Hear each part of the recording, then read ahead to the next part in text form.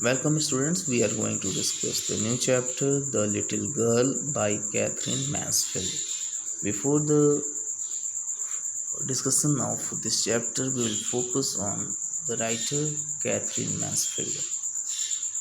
Kathleen Mansfield Murray was born on 14 October 1888 and died on 9 January 1923. She was a prominent modernist writer who was born and brought up in New Zealand. She wrote short stories and poetry under the pen name Catherine Mansfield. When she was 19, she left colonial New Zealand and settled in England, where she became a friend of D.H. Lawrence, Virginia Woolf, Lady Ottoline Morrell, and others in the orbit of the Bloomsbury Group. Mansfield was diagnosed with pulmonary tuberculosis in 1917 and she died in France, aged 34. So here we see that she was a modernist writer. She wrote short stories and poetry under the pen name Catherine Mansfield. She had also become a friend of D.H. Lawrence, Virginia Woolf, Lady Ottoline Morrell, and she was diagnosed with pulmonary tuberculosis in 1917 and she died at the age of 34. Now we will see the introduction of this chapter, The Little Girl. The title of the story refers to the main character that we will come across, the little girl named Kezia. The little girl, that is Kezia. The theme of the story is the relationship between children and their parents. And the writer, Catherine Mansfield, wants to tell us that children share a very important bond of love with their parents. Although when children are small, when they are young, they do not feel that their parents love them because their parents are strict and many actions of the parents seem unjustified. But as children grow up, they realize that all the acts done by their parents were beneficial for them. The parents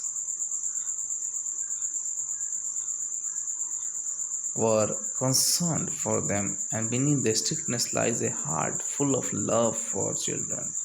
And this bond of love between parents and their children has been highlighted through this story. So, this is the story of a little girl named Kezia, and through this character, Kezia, the writer has tried to bring before us the important bond of love between children and parents. When children are small at a time, they are generally scolded, they are scolded by the parents, but this is beneficial. This strictness is beneficial for the children. When they grew up, they realized that acts done by their parents are beneficial for them. And this chapter has beautifully described this theme, the strictness of the parents. And later on, we will see how the girl realized the father's love. The girl has realized father's love at the end of this chapter. This whole chapter only describes the bond of love between parents and their children. That is the main point of this chapter. This chapter only describes a bond of love between parents and their children. And this chapter also highlights when the children were small at a time, they thought that the strictness of their parents was unjustified, but later on they realized that that is beneficial for them. The acts done by their parents were beneficial for them.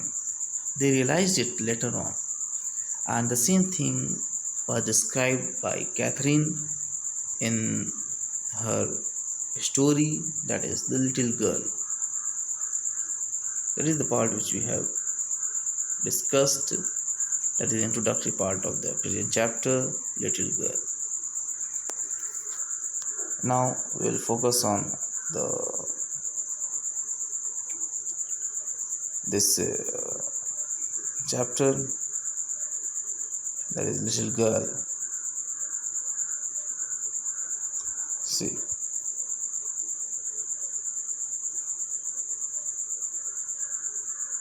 focus on the chapter also.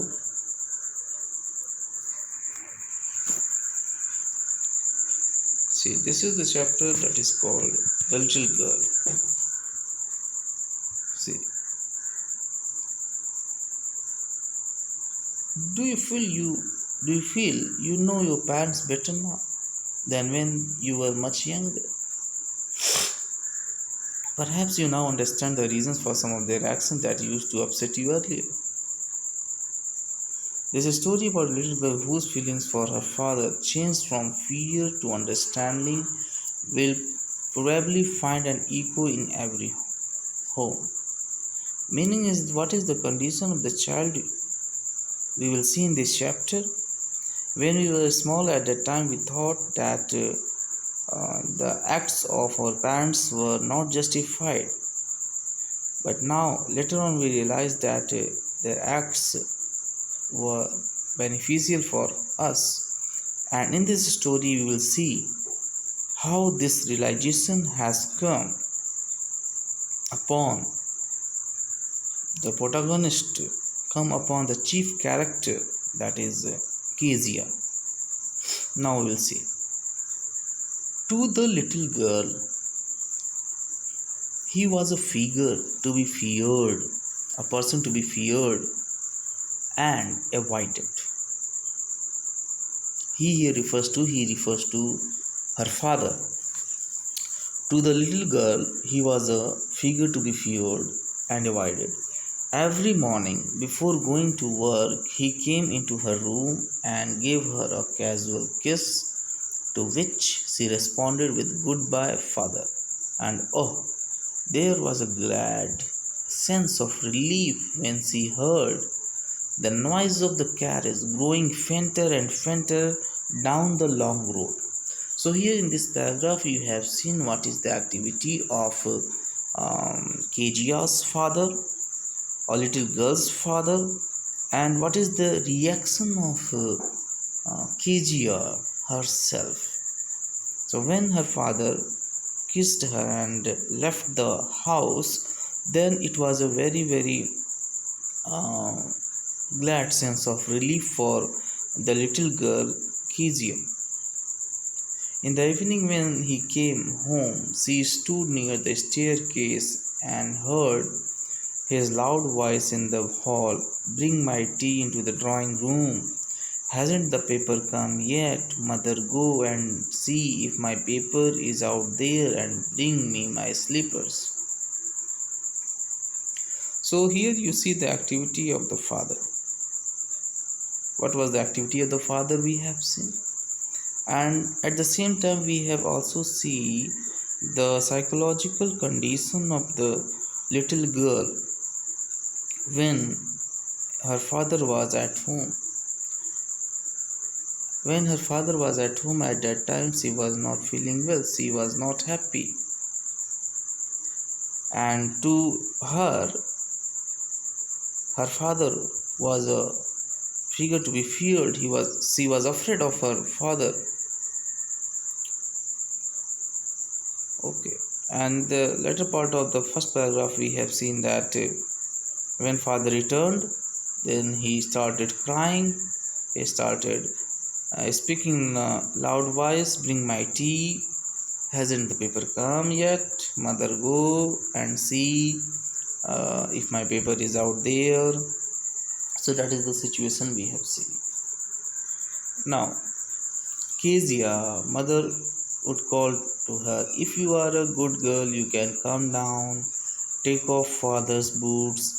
Slowly, the girl would slip down the stairs, more slowly, still across the hall, and push open the drawing room door. So, little girl was following the instructions given by her mother.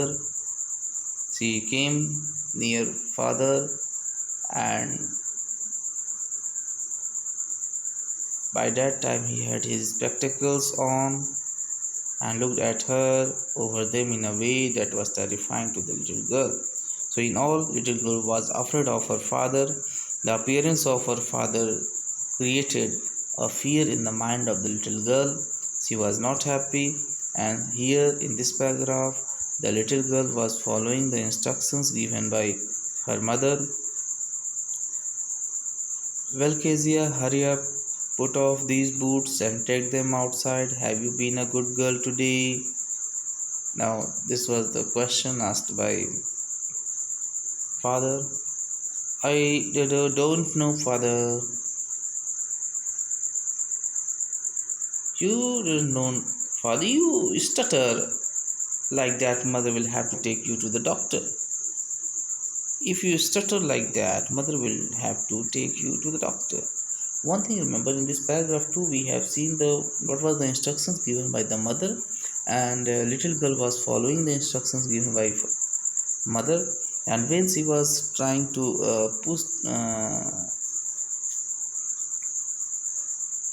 trying to take off the boots of her father, at that time what happened, father too asked her, "Today you have been a good girl or not?"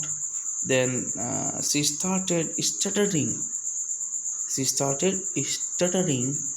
Because of the fear, because little girl was afraid of father. That's why she was stuttering, and father said, "Stop this stuttering, otherwise you will be taken to the doctor. We'll consult the doctor if you do not stop stuttering." Okay, so that was the situation. She never stuttered with other people. That was also the condition of little Kezia. Little Kezia never stuttered before anyone except her father. She never stuttered with other people, had given it up, but only with father, because then she was trying too hard to say the words properly. Means before father she was not able to speak in a proper way. She stuttered, and it was very hard for her to produce a word or speak words properly. "What's the matter? What are you looking so raised about?" "Mother, I wish you taught this child not to appear on the brink of suicide." "Here, Kezia, carry my teacup back to the table carefully." He was so big, his hands and his neck, especially his mouth when he yawned. Thinking about him alone was like thinking about a giant. So here you see that it was very hard for Kezia to speak before her father, because she was afraid of her father. She can speak properly before anyone except her father. And again the father asked, "What is the matter? Why are you looking so resty about?" Resty means unhappy. "Why are you unhappy?"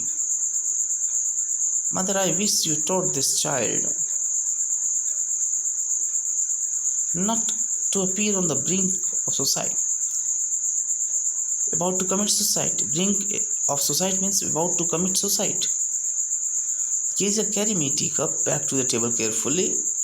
And now this time Kezia brought tea cup before father, and when he saw his father, who was lying on the bed, he saw that he was very big. His hands were very big, his neck was very big, and when father was yawning, it seemed to Kezia that he was a giant. Okay, very big figure, very big figure for this Kezia.